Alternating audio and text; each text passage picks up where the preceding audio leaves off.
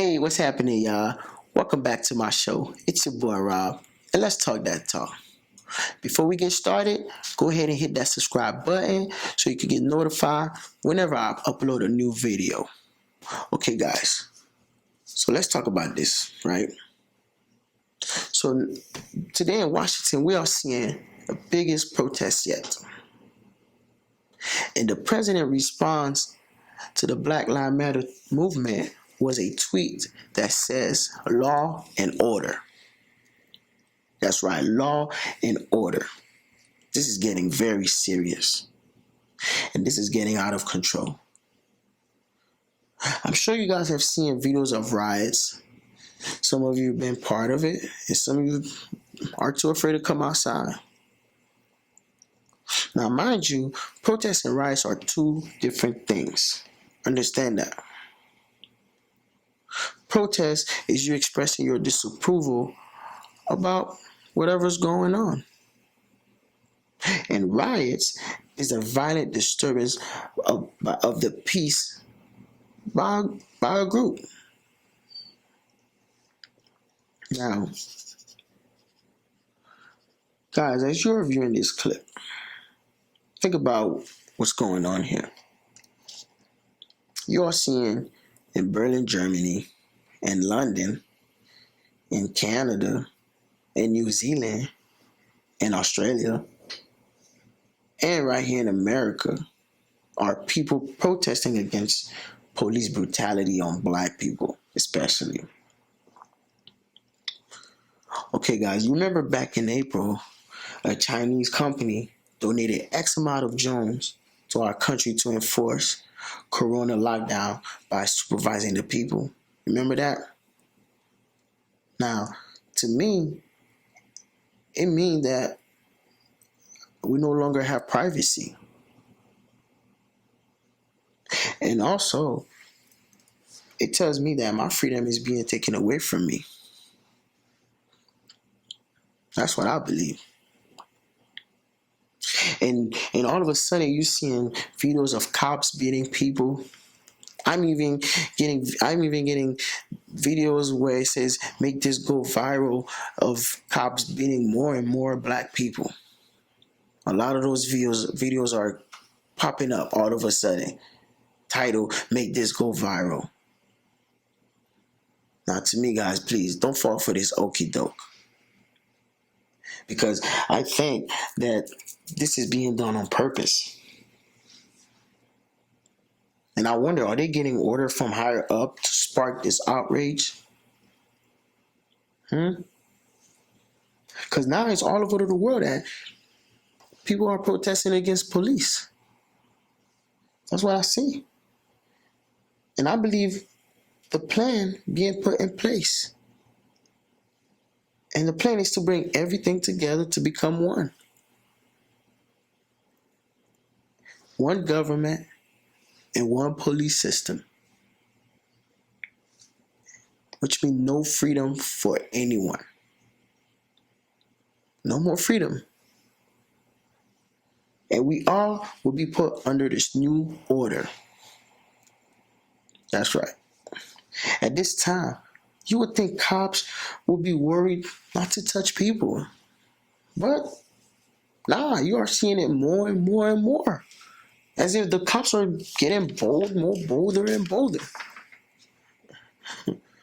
So, when I say everything is exposed to us, they are purposely doing that so we can react and be outraged. And based on all the violence I'm seeing, it will come off as if they are forced to take action by keeping you on lockdown for your own safety. But really, they're just preparing to control you. Now, let's speak of this curfew thing.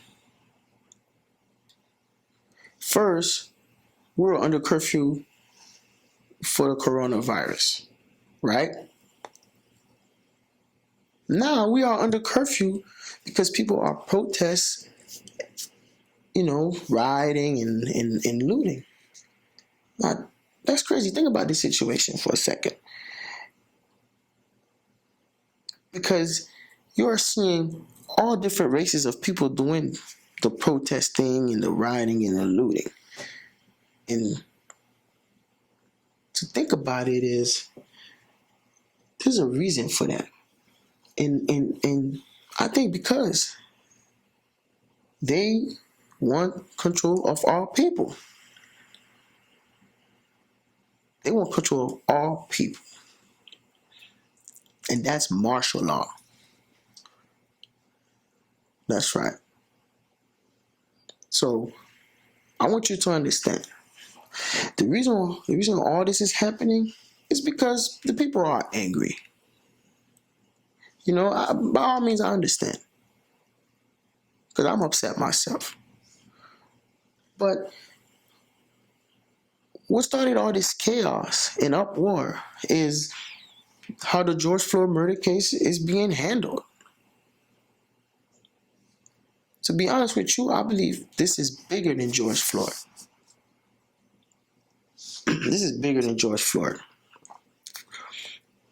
Because remember, at first the police were terminated and went home. And then we were disgusted by that. We was getting even more angry. So then they finally arrested the officer and charged him with third-degree murder. Third-degree murder. Now, in case you didn't know, third-degree murder is defined as an accident. That's what third-degree murder is defined as, an accident. So on Wednesday, the charges were upgraded to second-degree murder. And then the other 3 officers have been arrested and are now facing charges. Okay.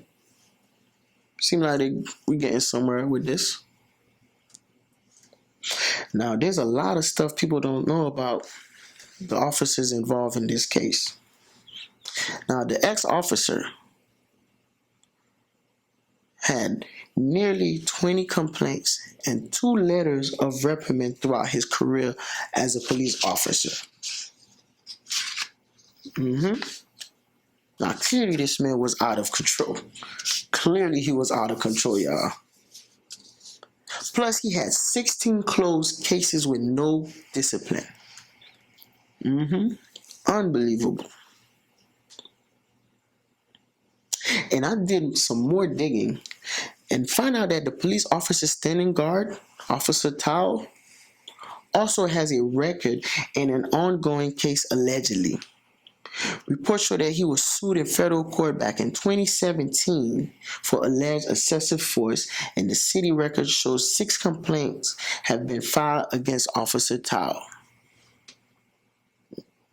Yep. Come on, guys. The people are upset. I mean, we are upset because the autopsy report stated that he did not die from being strangled. That he died from a pre-existing medical condition. Can y'all believe that? I mean, we all saw it. We all saw the officer had his knee on this man's neck. And to talk a little anatomy here, by having his knee pressed against his neck, the oxygen supply to the brain was completely cut off. And the blood flow from the carotid artery to this man's body blocked for 8 to 9 minutes long. So how did anyone expect for this man to survive that? How? Unbelievable. Come on. So guys, going forward, I want to know what changes will be put in place by the Department of Justice. I am beyond disappointed, and I am concerned not just for myself, but for my children's future. Because this situation is unbelievable. So much violence and manipulation to gain control of the people. I encourage you all to see beyond what is being exposed to you. Really. and thank you for watching. Stay safe.